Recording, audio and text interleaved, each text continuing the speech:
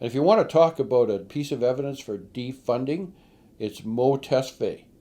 The videos of all these cops, 11, 12 cops descending on that business, interrupting it, questioning patrons, going into the kitchen. Taxpayers shouldn't be paying for that kind of policing. They should be defunded. That whole unit should be wiped out.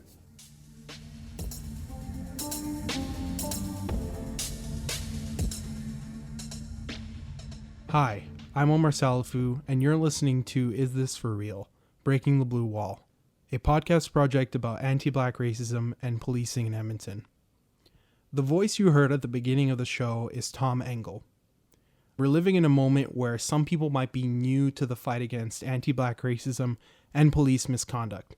That isn't the case for everyone, though. One Edmonton lawyer has waged a war against bad cops in this city for over 20 years. And that simple fact is actually really weird if you know anything about lawyers in Edmonton. I met up with lawyer Avnish Nanda on the steps in front of my house to talk about Tom Engel. When I was approached for this project by Avnish, we talked about it on Twitter, we figured it out, and Tom's name came up pretty quickly. And when he came up, you said, this guy is a really weird guy. Why did you say Tom is a weird guy?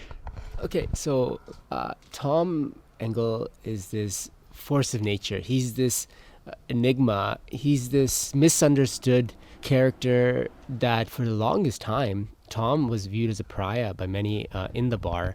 I remember when I started my career and I was obviously interested in the same things. And you'd have these big firm lawyers and others kind of just talk derisively about Tom, like, oh, that guy, always, representing these folks, bringing every sort of argument that he can think of, stymieing our efforts to kind of push cases along. This stuff is without merit, etc., etc. But as I started practicing this area of law, I began to realize that what Tom does is a public service. And Tom will do this work, often for free, and he'll see it through to the end. He's done and seen so much. And when I say he's weird, I mean that in the sense of how he approaches it. Without Tom Engel, I don't know what would police accountability look like in Edmonton, let alone Alberta. For this episode, we're going to explore two stories of how Edmonton police conduct has harmed Black people in our city. We're also going to explore the current rules under the legal system that govern police accountability and oversight in Alberta.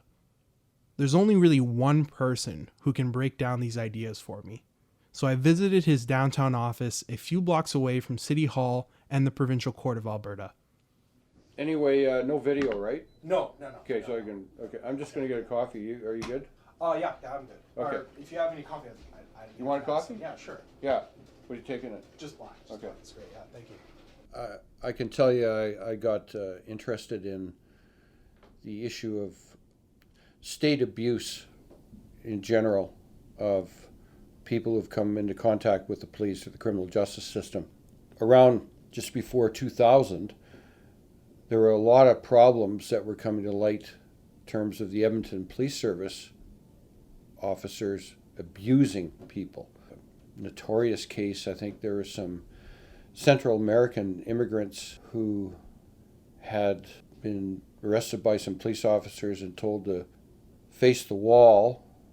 This wasn't my case, so this is by memory, but face the wall. And what the police did was broke their fingers when their hands were behind their back, and it was a pretty huge scandal. So then we had a Criminal Trial Lawyers Association dinner meeting, and people were talking about Edmonton Police Service officers abusing people, and the discussion was, we should do something about it. What Tom did about it was form the Criminal Trial Lawyers Association Policing Committee in 2000. He's still the chair of that committee 20 years later. And so I just started raising these issues in defense of my clients and brought charter applications. And through the policing committee, we started to get very interested in policing issues, police governance. What can we do to improve it? We had a media strategy, still do.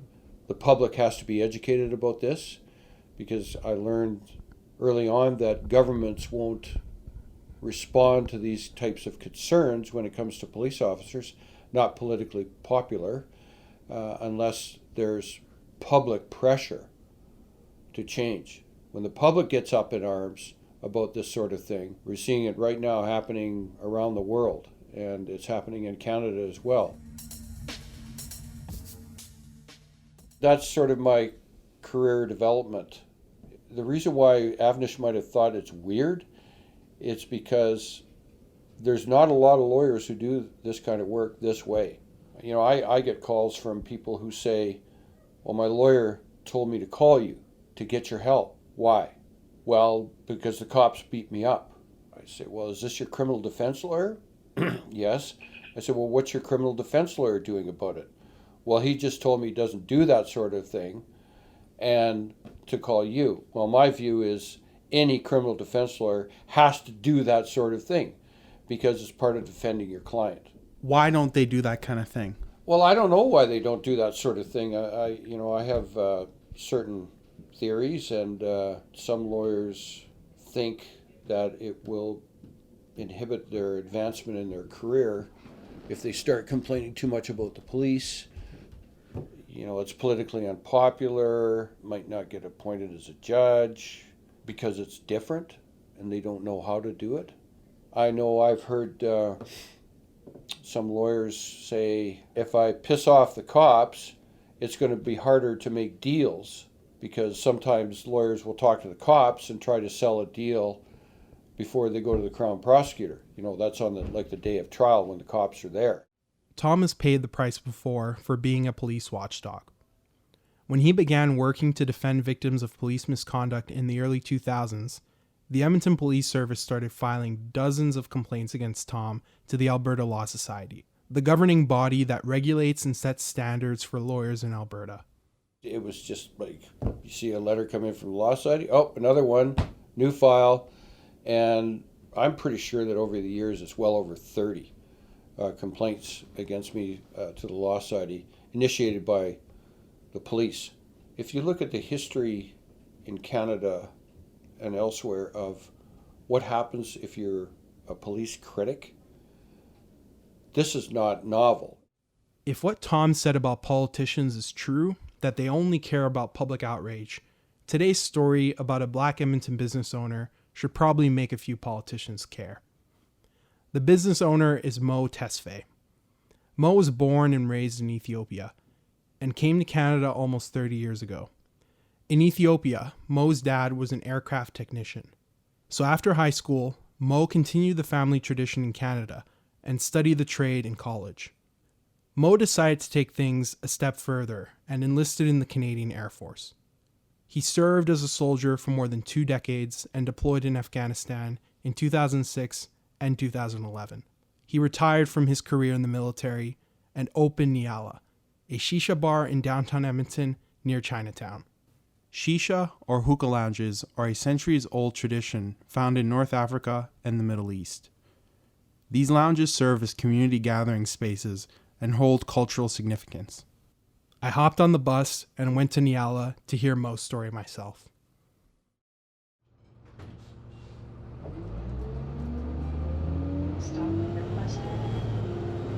I went to college for aircraft maintenance engineer, and I graduated there, and I enjoyed 1997 Canadian Air Force. The last 20 years, and I was Canadian Air Force and Canadian Army. After that, I started the business after I retired from the military. Did you have a specific goal when you came to this country? No, when I moved here, I didn't have no family. So I used to live in, before I came here, I used to live in Italy, Rome, so for 2 years. And then I met this Canadian family. They used to live in London, Ontario. So I got a sponsor. They sponsor me, and then I moved down here. So at that time, I had 3 choices: one United States and Australia. But I chose Canada. So I heard this one of the best countries in the world. So that's it. Here you go. I'm here. What was life like after you left the military? Yeah, after I left my military, it was worse than my life, I can say, because I had this experience through my business and deal with the Edmonton police officers and Edmonton City. 2015, I have good relation with the Edmonton police, so they became more kind of a friendly relationship. Then after 2015, 2016, it became more unfriendly relationship, because when they start abusing all the customers, they start asking all ID for 50 years old and 55 years old. Most of the customers are older people. Then I step out and I ask them, why you guys doing this one? And then they said, well, that's our job, so that's not your business.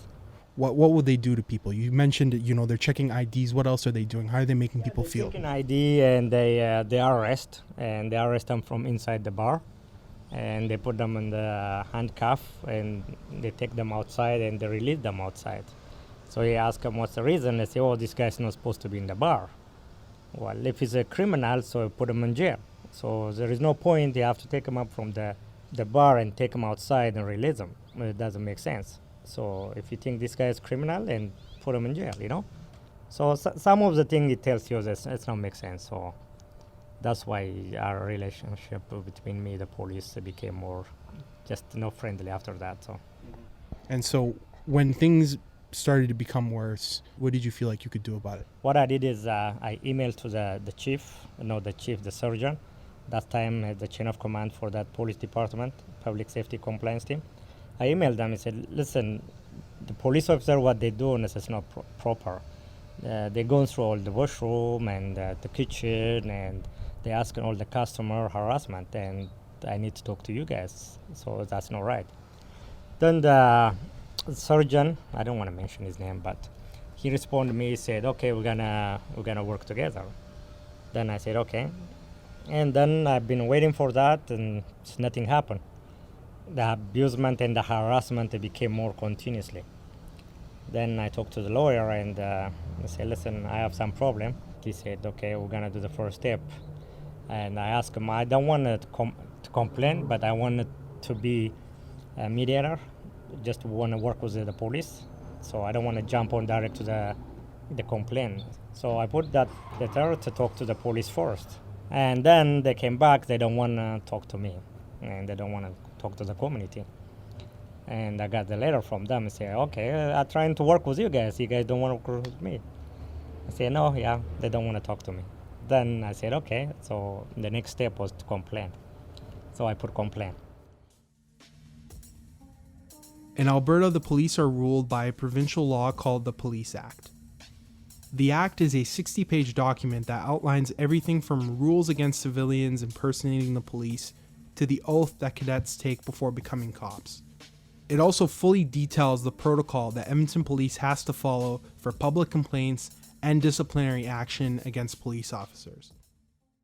The Police Act, the legislation itself, there's a lot of things that are right about it. One thing that's right about it is the mechanism for making a complaint. You make the complaint, the chief has to cause it to be investigated. Then it gets investigated. Then eventually there's a decision being made. If the complainant doesn't like the decision, the complainant can appeal to the Law Enforcement Review Board, which is an independent oversight agency, which has no police officers. Then they make a decision, and if you don't like that decision, you can go to the Court of Appeal. The problem is that the investigations are in the hands of police, and it's only the most serious incidents that get investigated by ACERT. One of the problems with ACERT, one of points of disagreement, is that they're all their investigators are ex-cops or cops who've been loaned to ACERT to investigate.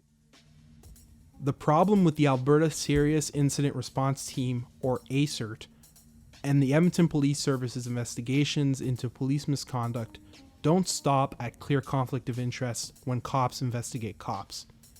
ACERT also struggles with a lack of government funding. The provincial government is not giving enough money to the Edmonton Police Service to properly run their complaint investigations. It wasn't high on any government's agenda. The Progressive Conservatives, the NDP, now the UCP, I don't think it's high on their agenda to give more money to police services to run police act investigations.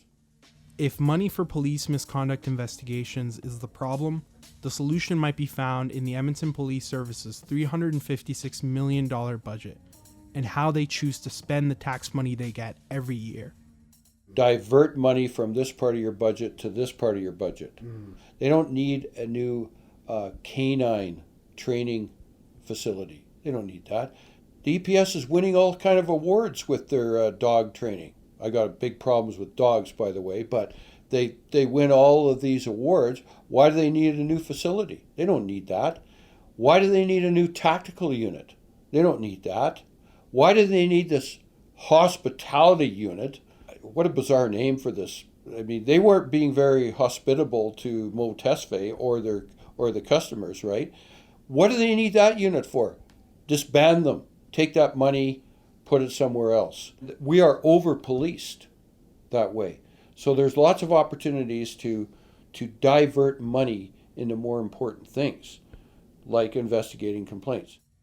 Now, even if these institutions had funding to investigate police misconduct effectively, problems with the police not following their own rules in Moe's case are obvious to Tom, because he briefly worked as Moe's lawyer against the city and the police. It was flat out harassment, I think, of his business. It'd be really hard to say it wasn't flat out racist.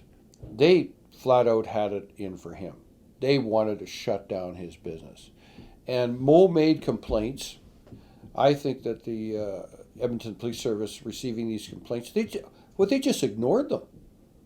They didn't follow the Police Act. They were required to cause it to be investigated. They were supposed to give him notices every 45 days about the status of the investigation. They just ignored it.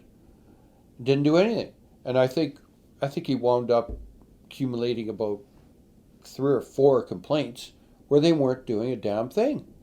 So when I got a hold of that, I obviously demanded that they start investigating these things, and they're still investigating it. Moe had to learn the hard way that there was no reasoning with the particular police officers he was dealing with. So that complaint didn't work anything. Then the first thing after I complained, within 2 days, I got arrested. So they started retaliation right away. So they arrested me right in front of the customer outside. They put me in handcuff and put me in jail for 24 hours.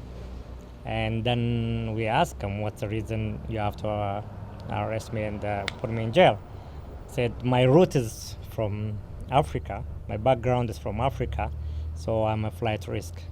So they think I'm gonna escape for not even $5,000 charge. So I'm a business owner. At that time I was military and I own my own house and my own building, but still I'm flight risk for less than $5,000 charge.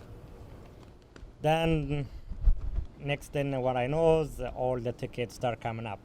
Every time they come twice in a week, 3 times a week, sometimes 10 police officers, sometimes up to 20 police officers. You see that this area look like a war zone. The whole police officer, like 3-5 patrols. It's just unbelievable. Moe took extensive video of all his interaction with police at the bar. Here are a few of those interactions. Make sure they don't operate as a restaurant. We're checking to see if we got food.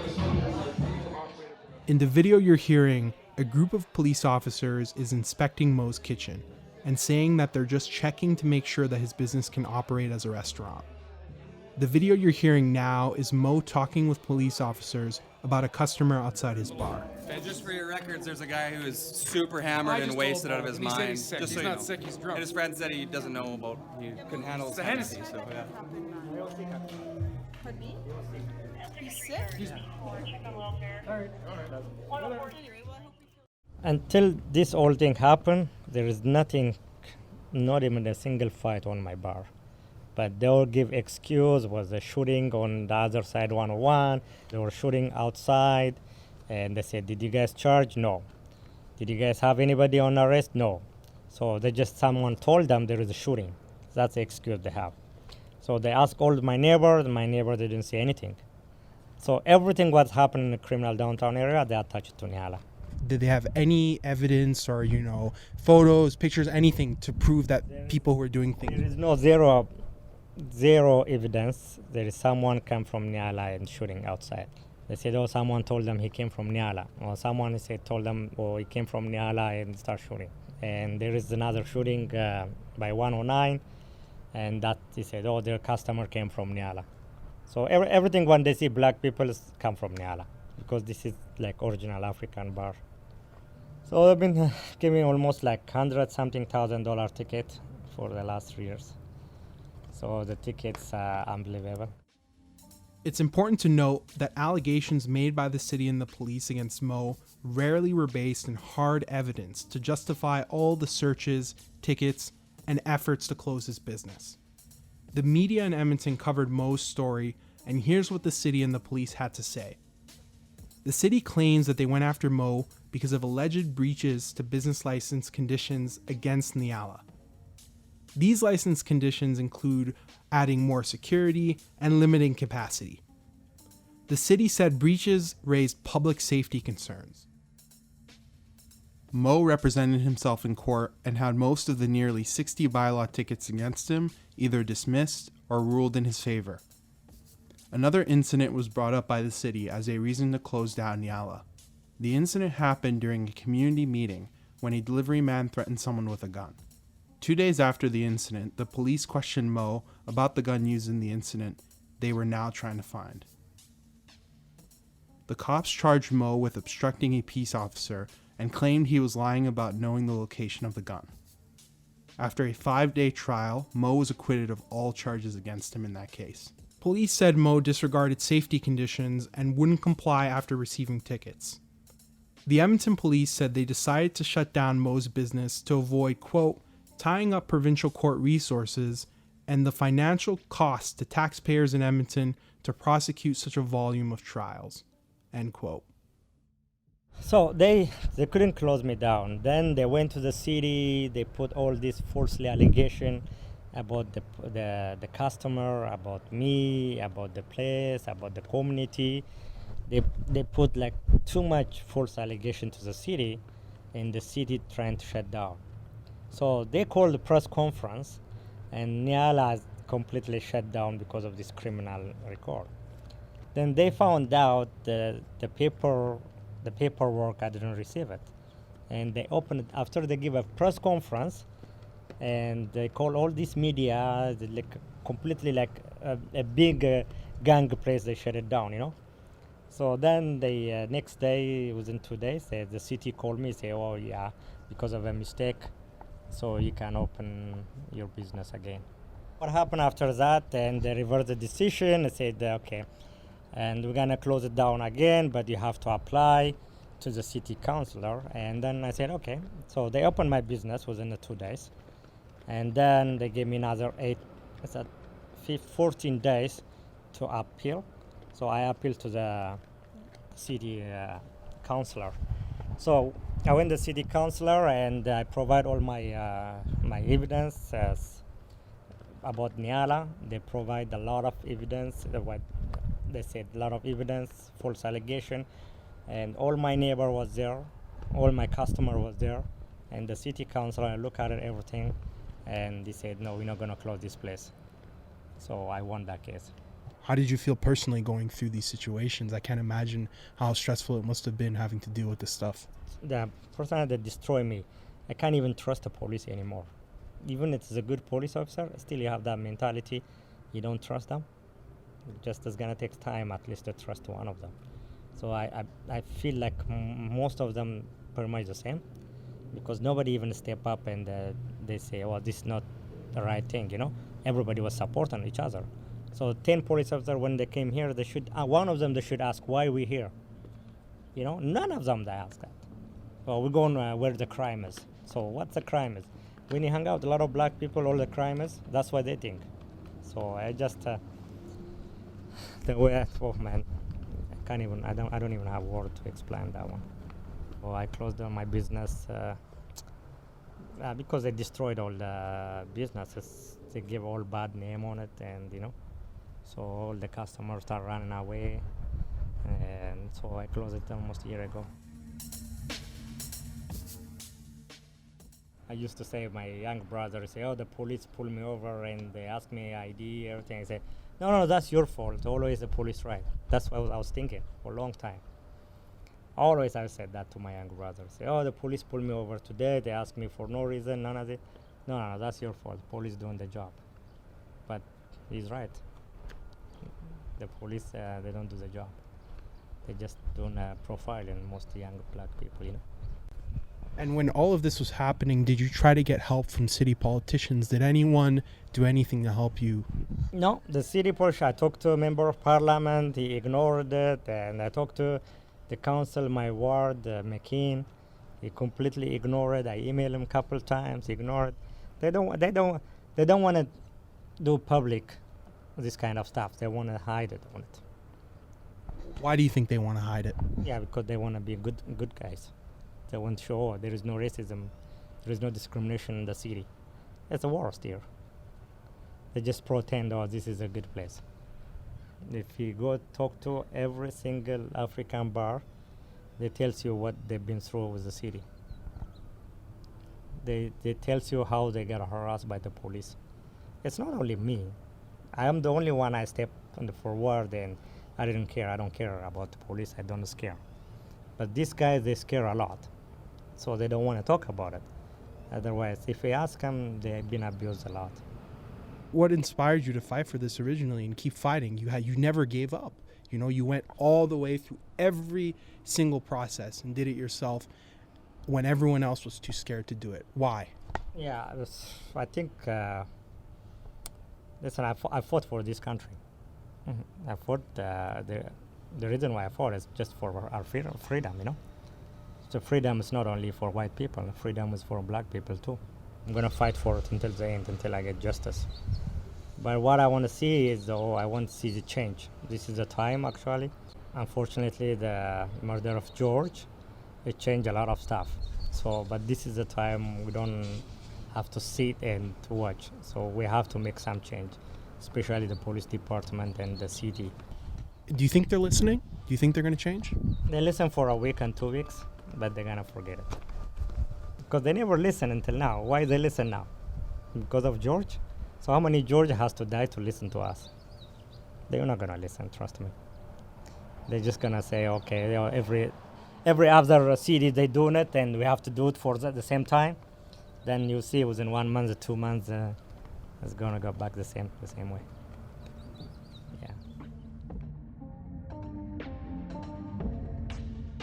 When talking with Moe about his story, I thought about the idea of the model minority.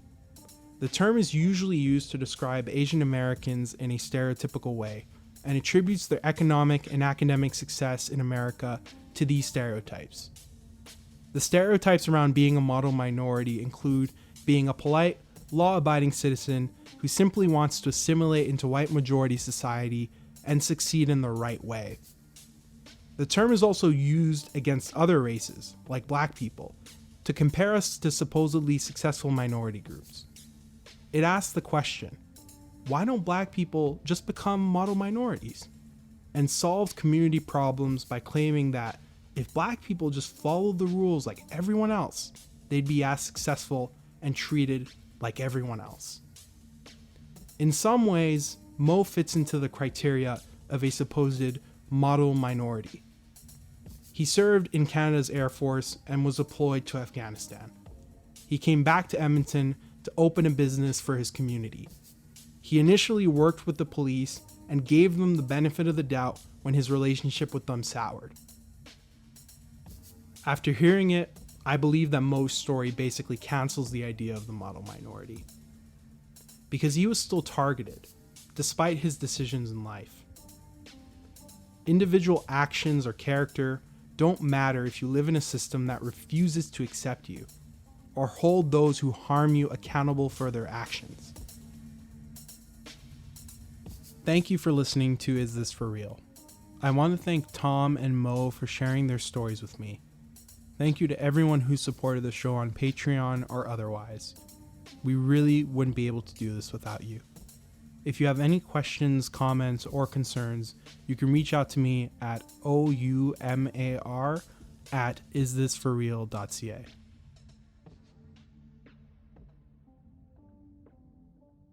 But you don't feel it until you get it. That's the problem. So like I said, my brother, when always complaining, listen, this police officer harass me, you know, they pull me over, whatever. I say, no, that's your fault. Because he probably did something. The police is doing his job. I always say that to him. But now that's his turn. How's the police? He asked me, I'm not saying him, it's good. So you're right now. I always say that. How's the police now? You like them? So that's the truth. That's serious. So you have to listen everybody. Don't just don't give an excuse because that's your fault, you know. So not everybody using the race card. You gotta start listening to people.